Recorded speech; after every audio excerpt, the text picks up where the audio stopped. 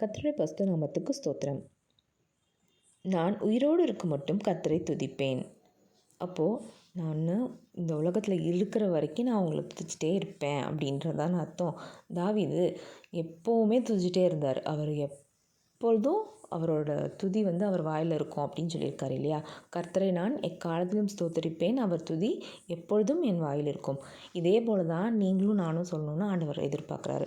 இப்போ ஆண்டவரை துதிக்கிறது அப்படின்னு சொன்னால் ஏதோ ஒரு நன்மைக்காக, ஆண்டவர் செய்த ஒரு நன்மைக்காக, இல்லைன்னா இப்போ ஆண்டவர் நடத்துகிற விதத்துக்காக அப்படி மட்டும் நம்ம ஆண்டவரை துதிக்கிறோம் அப்படின்னா அது கரெக்டான துதி கிடையாது. அது மட்டும் துதி கிடையாது.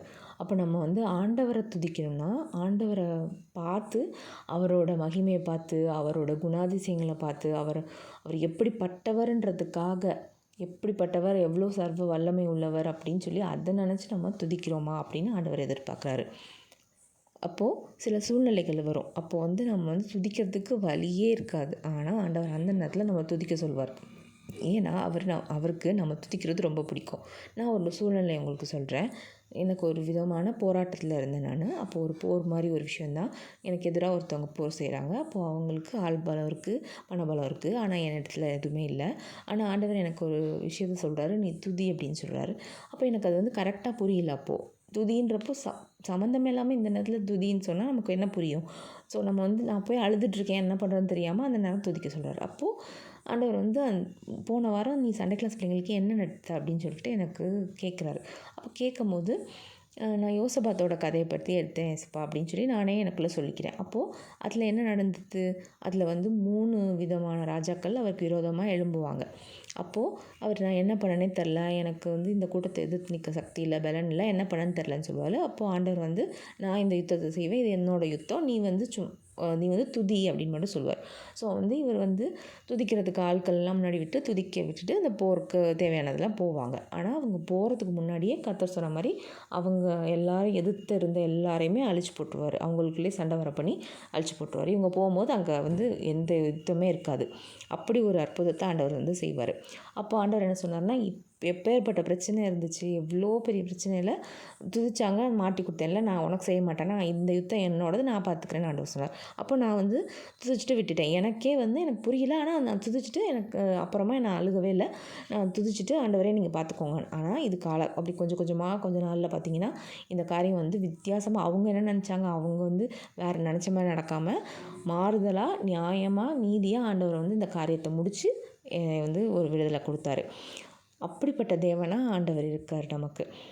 அப்படி இருக்கும்போது இன்னொன்று நம்ம துதிக்கிறது அந்த நேரத்தில் நீ எப்படி துதிச்சேன்னு நீங்கள் கேட்பீங்க. அதான் நிறைய நேரத்தில் லிட்ரலாக உண்மையை சொல்லணுன்னா கண்ணில் தண்ணீரோடு அழுதுகிட்டே ஆண்டவரை துதிச்சிருக்கேன். ஆனால் ஆண்டவர் என்ன சொல்கிறாருன்னா, அந்த நேரத்தில் நீ துதின்னு சொல்லும் போது வேறு வழியெல்லாம் துதிப்பேன். ஆண்டவர் காரியங்களை மாறுதெல்லாம் மாற்றிக்கிட்டே இருந்தார். அதாவது எந்த கதவெல்லாம் மூடணுமோ அந்த கதவெல்லாம் கரெக்டாக மூடிட்டார். எதெல்லாம் திறக்கணுமோ அதெல்லாம் கரெக்டாக தான் இருந்தார். எந்த சூழ்நிலைகளாக மாற்றணுமோ அதெல்லாம் எனக்காக சூழ்நிலைகள் மாற்றினார், இடத்த மாற்றினார்.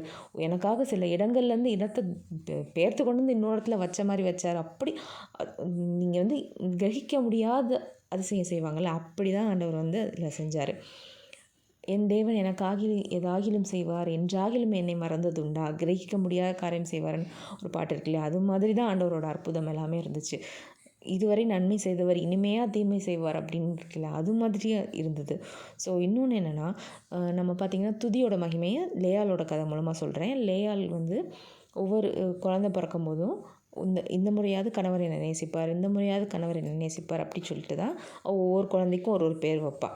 ஆனால் கடைசியில் என்ன பண்ணுவாங்கன்னா, கடைசியில் இல்லை கொஞ்சம் ஒரு கட்டத்தில் என்ன ஆகும்னா, நான் கர்த்தரை துதிப்பேன் அப்படின்னு சொல்லிட்டு தான் யூதா அப்படின்னு சொல்லிட்டு பேர் வைப்பாங்க ஒரு குழந்தைக்கு. ஸோ அந்த யூதா வம்சத்தில் தான் இயேசு கிறிஸ்துவே வந்தார்.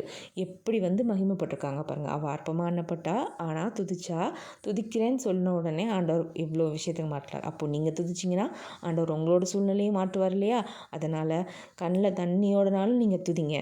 என்ன சூழ்நிலை இருந்தாலும் துதிங்க. ஆண்டவர் உங்களுக்காக யுத்தம் செய்வார், உங்களுக்காக பேசுவார். உங்களுக்காக பேச யாருமே இல்லை, எனக்குன்னு யாருமே இல்லை, எனக்காக நிற்க யாருமே இல்லைன்னு நினைக்காதீங்க. உங்களுக்காக ஆண்டவர் நிற்கிறாரு. ஆண்டவர் நிற்கும் போது நீங்கள் யாருமே இல்லைன்னு ஃபீல் பண்ணிங்கன்னா அவர் தான் வருத்தப்படுவார். அதனால் நீங்கள் தைரியமாக இருங்க, துதிச்சுக்கிட்டே இருங்க, எப்பொழுதும் துதிங்க. நம்ம உயிரோடு இருக்க வரைக்கும் தேவனை நம்ம துதிப்போம், மகிமைப்படுத்துவோம். இயேசுவின் நாமத்தில் ஆமென்.